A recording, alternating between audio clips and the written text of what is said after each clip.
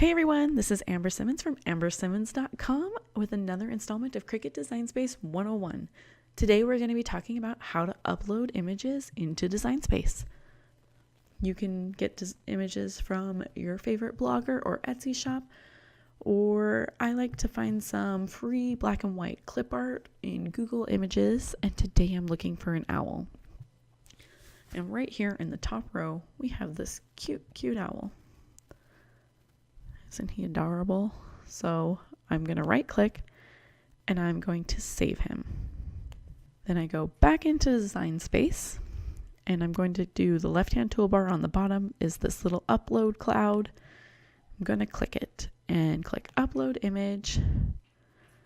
And if you can drag it from your toolbar, you can totally do that. It doesn't always work for me. So I click browse and upload my image.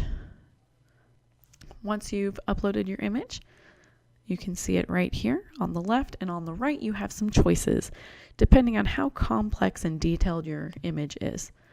I usually choose simple, but you can click the different ones and see how it changes it.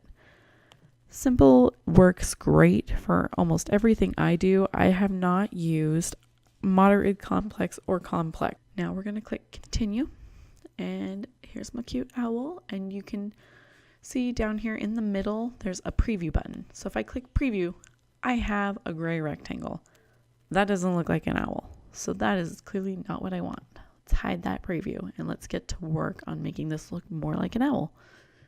Up here in the left-hand corner, we have select and erase, a little magic wand. We have an eraser and we have crop. So you have all the tools you need to fine-tune your picture that you're uploading. 99.9% of the time, I use the magic wand. And you just click, and it makes it transparent wherever you're clicking. So I did the whole background, and now I have an owl shape, but still not a cute owl, just an owl shape. So let's keep clicking. And you can click on as much as you want.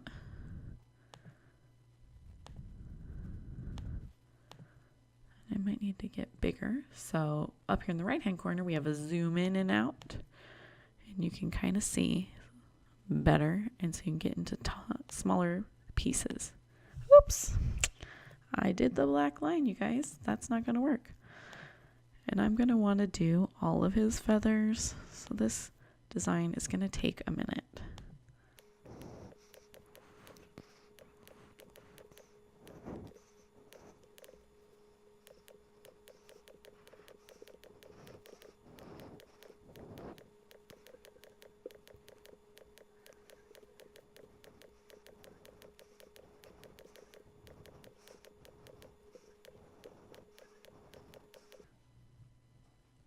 Okay, so I think I got all the spaces that I needed to get. Let's preview again.